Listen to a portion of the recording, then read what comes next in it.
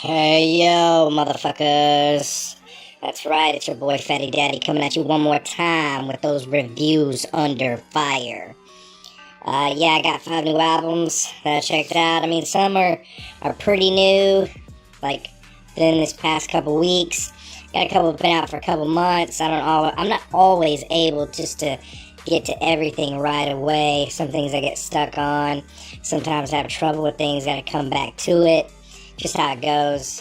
On this episode, I'm gonna keep it rolling with the sticks of butter. I got some pretty good feedback from people. Let me know they like that. So we're gonna keep rolling with that. So if I'm handing out a three is it's a solid album, man. That is a fucking good album.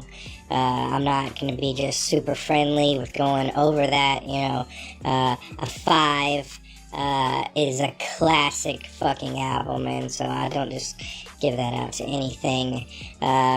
Anything less than a 3 doesn't necessarily mean it's bad, but it made a little bit of work. I mean, if I give you a 1, that means it's pretty bad, So, alright, so we're going to keep this shit rolling with the first fucking album.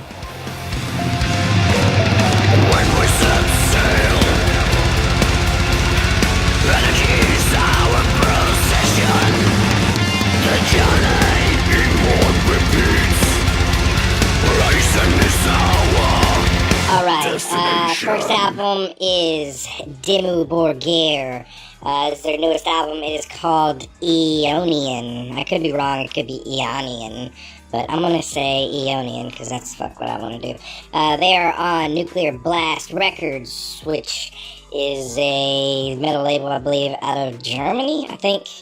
They themselves, I believe, are Norwegian, but I could be wrong, but I think that's what they are. Alright, I mean, this is, I guess the best way to describe them is like symphonic black metal. They have changed a lot throughout the years compared to when they started, just after like the whole second wave black metal, which is when black metal became what we know it for the most part.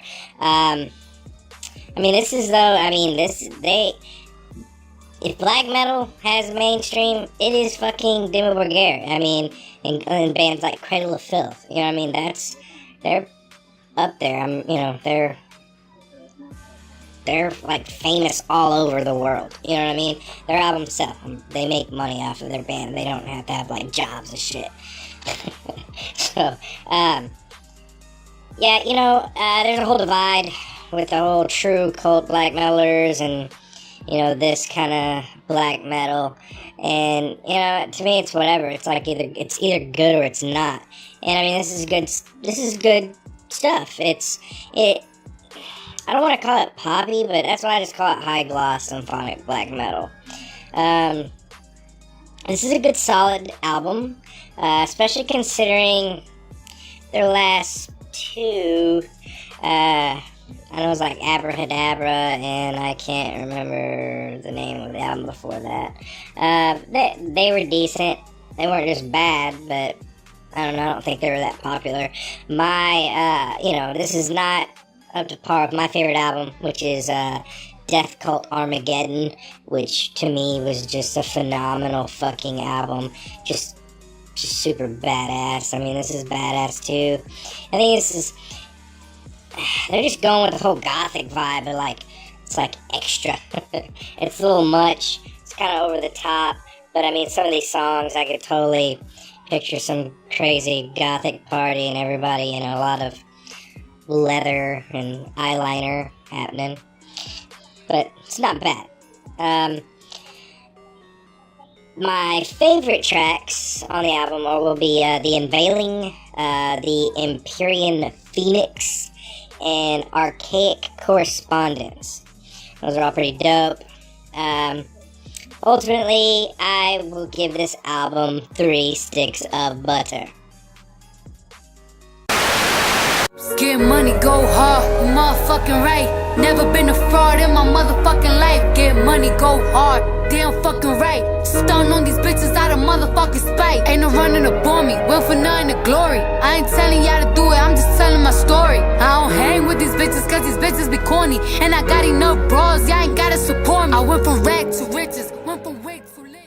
Alright, moving right along. Next up, it's Cardi B. The album is Invasion of Privacy, and she is on Atlantic Records. This is pop hip-hop. That's what it is. And, you know, I don't know. I'm really torn on this album because, I mean, as far as some of the current popular, we'll call rappers, you know, hip hop, whatever you want to call them, the skirt rappers, right? You know, she's like better than the majority of them, if not maybe even all of them, as far as lyrical skills. You know,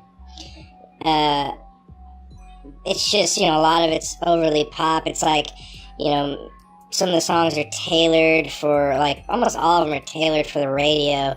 I mean, but, like, you know, don't get me wrong, she's, like, really fucking vulgar, so they have to be, like, the shit edited out of them.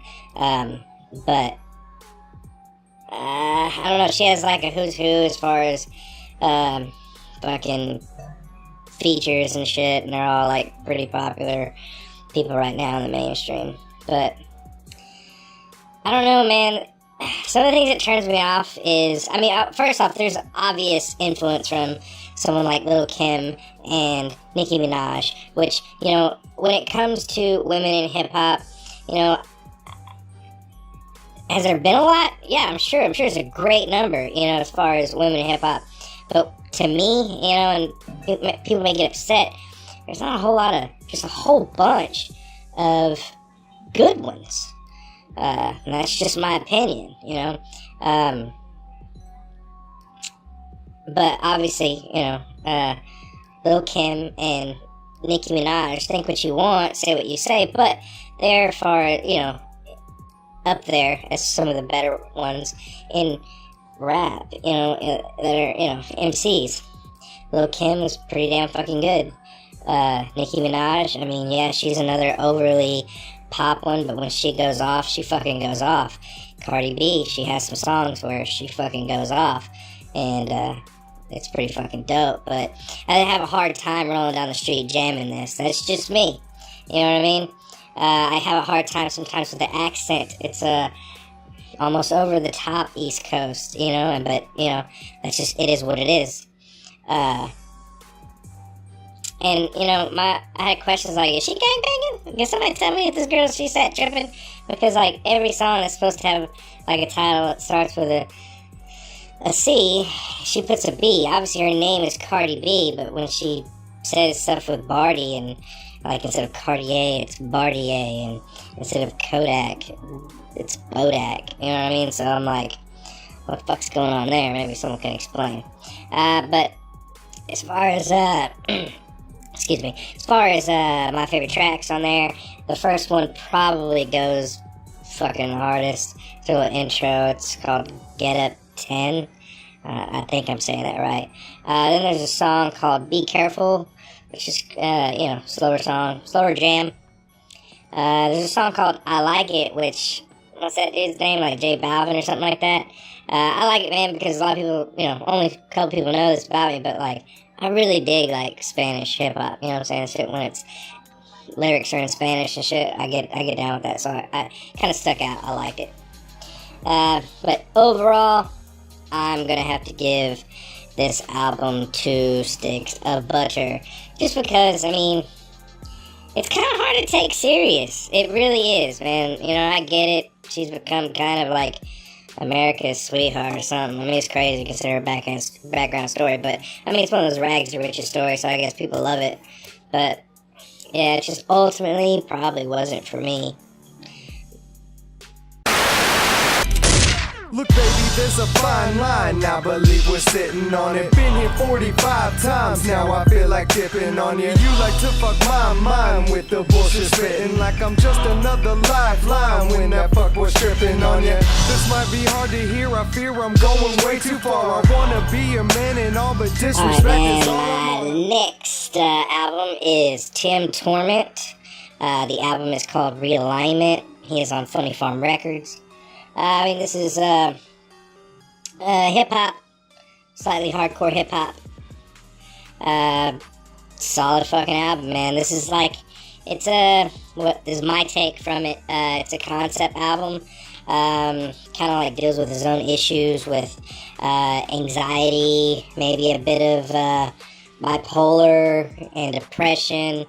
It really kind of takes you through there and all these different feelings and what's going on in his fucking head, which he's dealing with a lot of shit. You know what I mean? It's interesting to get in someone's head like that throughout songs, and I like it. And even though it deals with ultimately some depressing type shit, it kind of takes you all over the place. Because I mean, there's some feel good songs in here. He's got some party shit. You know what I mean? It's up and downs, and ultimately, that's what I look for in any album. You know what I'm saying? I don't give a damn what it is. Punk rock, fucking some slow jams, R&B shit, some hip hop, fucking death metal, black metal, whatever. That's what I want, and that's really what he's giving you in this, man. I was really impressed with it. It's really fucking good. Even his skits are fucking great. The skits are really good. It's just shit where I just want to listen to. I'm not just skipping ahead because, sometimes, you do. Even though I've heard them already a few times, I still listen to them. So, but, yeah. Production, everything's super tight. It's like, when does this man breathe? Because, he's always just, going off. It's a trip. But as far as tracks, my favorite is Realignment, Game of War, which ultimately, in the beginning, I would have said Snap That was ultimately my favorite, but now listening to more and more, Game of War is actually my favorite track. But then there's Snap That, which, it's got FTW on there, man. Fucking Big C, for those that don't know. He fucking steals it, you know what I'm saying? His fucking verse is fucking killer, you know what I'm saying? Satisfaction and ejaculation guaranteed, you know what I'm saying? That's what's up. Also, the song Stuck, man. I really dig that song. So, it's a great fucking album. Ultimately, I give this album 3 3/4 sticks of butter. I'ma rip, but you claim with the pliers. Staple the shit to your tongue. I'ma rip, but you claim with the pliers. Staple the shit to your tongue. I'ma rip, but you claim with the pliers. Staple the shit to your tongue. And so later on, when you're sucking my dick, you can do just right as you're making me come. Simple face, you have been chosen. We've been chosen to kill them all. Cause your heart is so frozen. Moving right along. Next up is Scum. With Zippers Creepers. He is on Lyrical Snuff Productions. I mean, hell, it's his fucking label. And we're going with the style Gore Hop, which is what he calls his. This album actually has probably been out a couple months. Just now getting to it. For those that do not know Scum, alright, this is not for everybody. It's very gory, very over the top, violence. As people would call horrorcore, is definitely traditional that. And, one thing about Scum, I've always heard it said that for, death metal fans trying to find rappers that they could enjoy, I've always heard that, people say necro. But as a hardcore death metal fan, I don't agree with that. And I'm not taking anything away from necro. Necro's great. But Scum is for death metal fans. If you're trying to get into a rapper, and you're into specifically like that whole grindcore and gore grind and shit, I mean, that's what he is. He's the rap version of that shit. I mean, it's pretty intense and crazy. So that's what I'm going with. He is a rapper for death metal fans. As far as Zippers Creepers, though, this is a solid album. Production's always super tight. You know what I'm saying? It's like, drink, motherfucker. You better drink that fucking Kool-Aid. We'll say that as far as other Scum albums are concerned, this one Is it my favorite? No, but it is good. He has a lot of great features on this album. But I think overall, it wasn't just... I don't want to say like it's formulaic. I don't want to say that, but it just seems like for me, like listening wise, was it like Scum HD stands out? Or, I'm sorry, Snuff HD stands out as one of his better albums. Hell, even what was the album after that? One Track Mind. Man, that had some fucking jams on it. You know what I mean? This one, as far as favorite tracks, would be This Life featuring Isham. Clits and Tongues, man. That is kind of like ultimately like a real standout track because it sounds so fucking different. I forgot about that one. It's great. I don't know, it has like some weird old school shit happening, singing with it and stuff. It's a really good song. Also, Follow Us featuring Cult Activity. That's a fucking badass fucking track. So ultimately, I am going to give this album 2 3/4 stick of butter. Nigga won't tell me talk about something. 20% more in this that. Nigga, you control the wheel in. Flexed up, Billie Jean, yes sir. Every day, she don't trust a nigga. Nigga, I don't trust a wedding ring. Flexed up, Billie Jean, yes sir. Every day, she don't trust a nigga. Nigga, I don't trust a wedding ring. Alright, so next up is Kevin Gates, Chained to the City. This is on his own Breadwinners Association. This is hip hop, borderline hardcore hip hop, what some would refer to it as. I do have to say, as far as modern mainstream rap is concerned, Kevin Gates would be my favorite.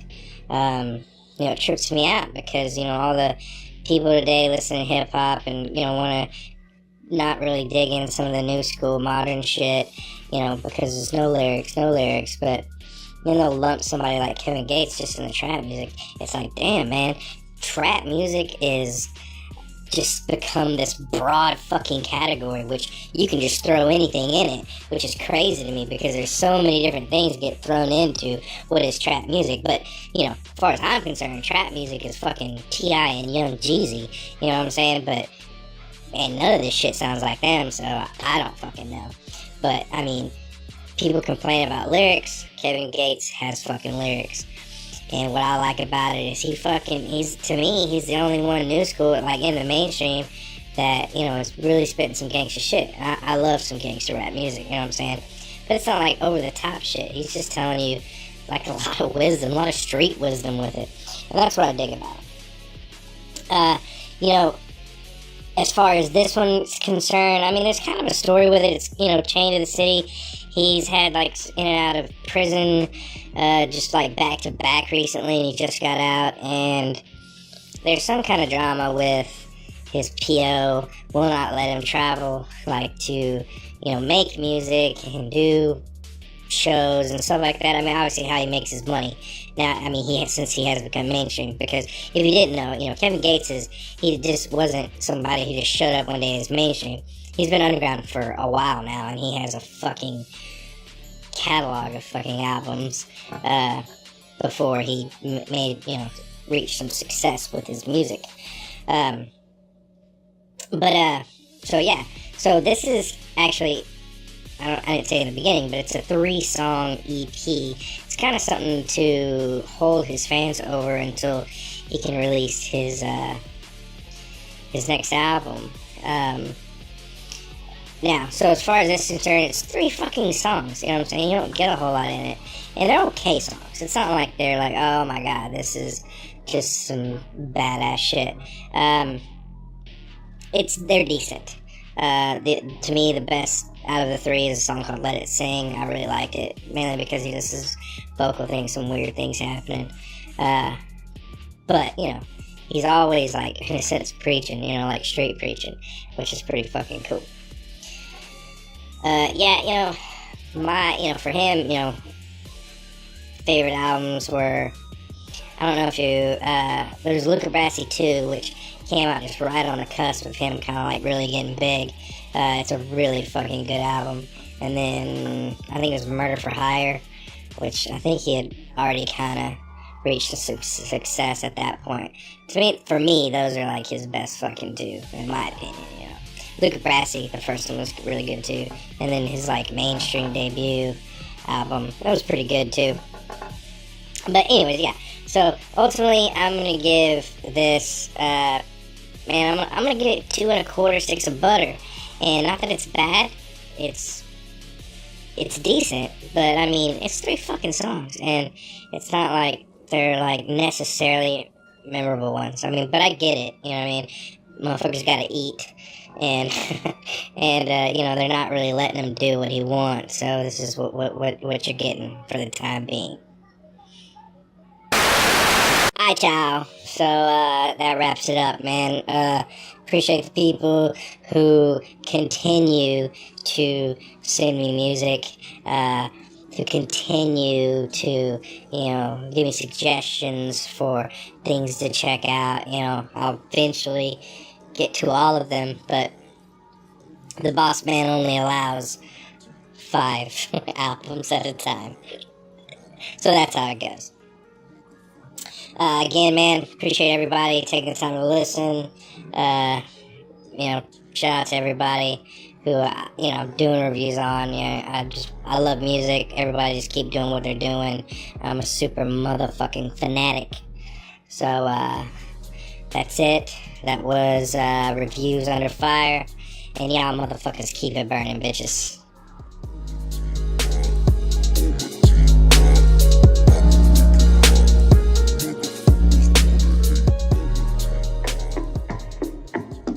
You used to call me on my. You used to.